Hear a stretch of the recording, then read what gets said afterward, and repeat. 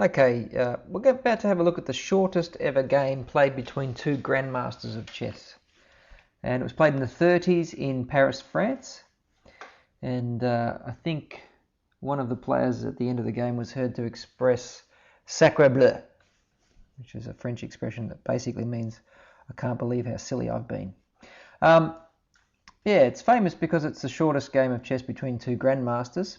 Once you get the grandmaster title, you can't have it removed from you, no matter how badly you play, which is probably fortunate for the player who loses this game. The reason we're looking at the game, apart from the fact that it's famous for being the shortest grandmaster game, is that it illustrates an idea called smothered checkmate, and this is something that we want to be looking out for in our games to administer and avoid from our end. So let's have a look at the game. Very short game, and first move of the game, d4, pretty standard. Control the center and so forth. Knight out to f6 is a standard response to a d4 opening, and then knight d2. So already problems. This is not the square where your knight belongs if your bishop is still in, because you can't develop your bishop to any meaningful square very quickly. So already problems for white. This is not a good square for this knight here. So black plays e5, offering the exchange of the pawn. He has a little plan mapped out here, and white took the pawn, and now the knight attacks this pawn. It's a bit of a trap that black's offering here, and white falls into it.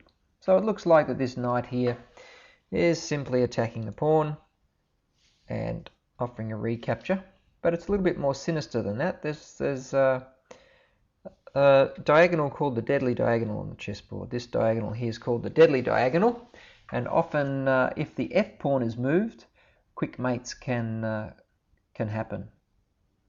If you remember the fool's mate, the two-move checkmate involves moving the f pawn and the g pawn and a checkmate along that diagonal. And the trap that black's about to spring is based on that idea. And now white plays h3. Didn't think too hard about this move, just figured that okay, the knight's there, I'll attack the knight, it'll go back and take the pawn. But this is probably just about the time where white exclaimed "sacre bleu," because black's move gave him a shock. The knight came in to e3. And you'll see that the queen is smothered. That is, every piece, every square she can move to is occupied by her own pieces. So the queen is going to be lost unless white takes the knight. So really, not really any choice. If you lose your queen for a knight and your opponent's king is safe, you're going to lose the game, particularly if you're playing another grandmaster. So there's no choice here. The f-pawn takes, and now this diagonal, the deadly diagonal, is open. Queen comes down and gives check. Now the king can't move to any safe square, because the only square he can move to is still check. f2 is still check.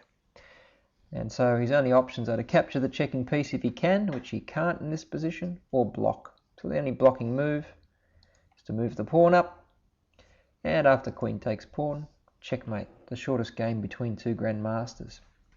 So black's used a combination of ideas here. First of all, he's noticed that the knight's blocking in lots of pieces, particularly the queen and the king. Then he's offered up the pawn and offering a trap here. The worst move possible is h3 because it gives up control of this square. So this simple little move here, h3, is the worst move on the board.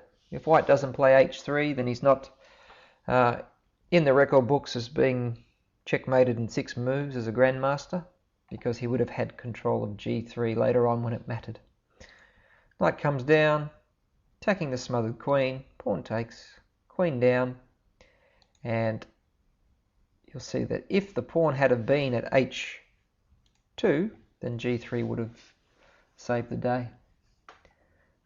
But it wasn't, and there's your checkmate. Okay, so that was a smothered checkmate. Let's have a look at another one, because you'll start to pick up the hallmarks, the patterns that signify that a smothered mate is about to happen. So this is a game played with the Caro-Kann defence. Playing your pawn to c6 there is called the Caro-Kann. And white, whenever he gets the opportunity, occupies the centre with 2 pawns. And the idea of the Caro-Kann is that the pawn at c6 supports the d pawn coming forward. And so it's a standard opening, and you counter-attack the centre of the board. So nothing unusual so far. White develops his knight, where it protects the e pawn. Black takes, and the knight takes back. So this is actually a standard position in the Caro-Kann. But now things start to go wrong, and we see again this hallmark situation of a knight blocking in pieces, particularly the bishop, and smothering the king.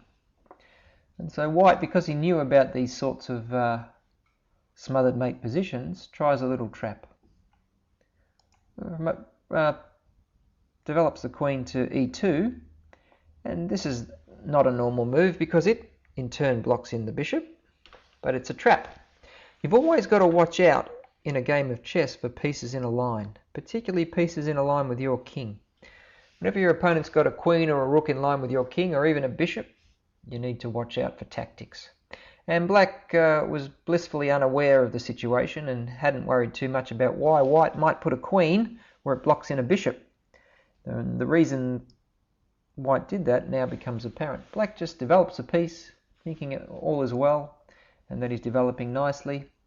But unfortunately, if you look at the king, he's surrounded by his own pieces. And white can actually checkmate in this position. Take a moment and see if you can see a checkmate move. If you can check that king without the piece being captured, then it's checkmate. If you need more time, press pause, but the winning move is knight up to d6, checkmate. The pawn is pinned by the queen. It can't move or it would be checked by the queen. So the pawn can't capture the knight, and because the knight's giving check and the king has no escape square, it's checkmate. So that's another smothered mate. And notice once again that it was caused by putting a knight in at d7. In our first example, a knight at d2 smothered the king and caused trouble, and now this time a knight at d7. Playing a knight to e2, d2, d7 or e7 is okay, but usually you'll want to have the bishop out first and make sure your king is safe before you do it. The most natural squares for the knights, or the normal squares if you like, are c3, f3, c6 and f6. And occasionally you'll move a knight into one of these 2 squares. But when you do so, you just need to be conscious of ideas like smothered checkmate. Okay, one more example of a smothered mate.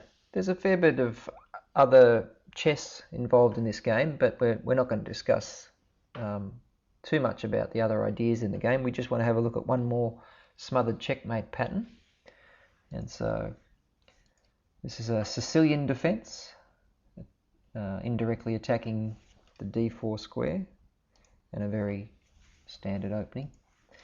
And d4 by white, and a counter-attack by black. So as I say, there's a fair bit to discuss about this particular opening, but because we're just focusing on smothered mate, we'll move on. Pawn takes, knight gets developed to f6, bishop protects the pawn, and now we see the hallmark move of a knight coming in here.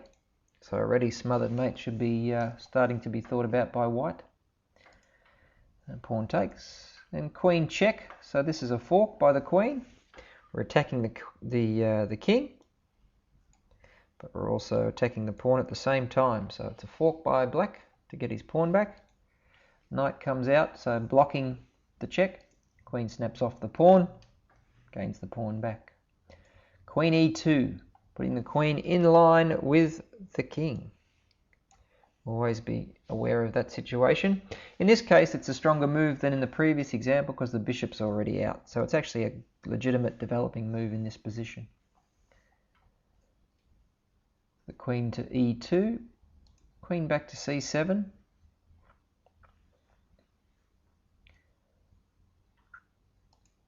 Knight attacks the queen. Queen gives a check again. Bishop up to d2 to protect. And now you'll see that the queen doesn't have too many squares she can go to. But she chooses d8. And this is the point of the game and why we're looking at it. By going back to d8, we've got the knight and the queen finishing off the smother situation for the king. So if you can check that king without the checking piece being captured, it's checkmate. Have a look at the board, see if you can spot the checkmate move. If you need more time, press pause. It's exactly the same move as the last game, and it's the same idea. The knight jumps up to d6, and it's checkmate. Once again, this pawn here is pinned because of the queen, so it's checkmate. So smothered checkmates are not all that common, but just be aware that when you develop a knight to d2 or e2, you've got to be a bit careful about these smothered checkmate ideas. And if you know about the patterns for smothered mate, you're much more likely to spot them in your own games and avoid the pitfalls of playing knights too close to your king. So always make sure your king has air. He needs to have some escape squares, and just be aware that smothered mates can come out of nowhere, and always be cautious when your opponent has their queen or rook opposite your king. Even if there's pawns in the way, tactics can come out of nowhere.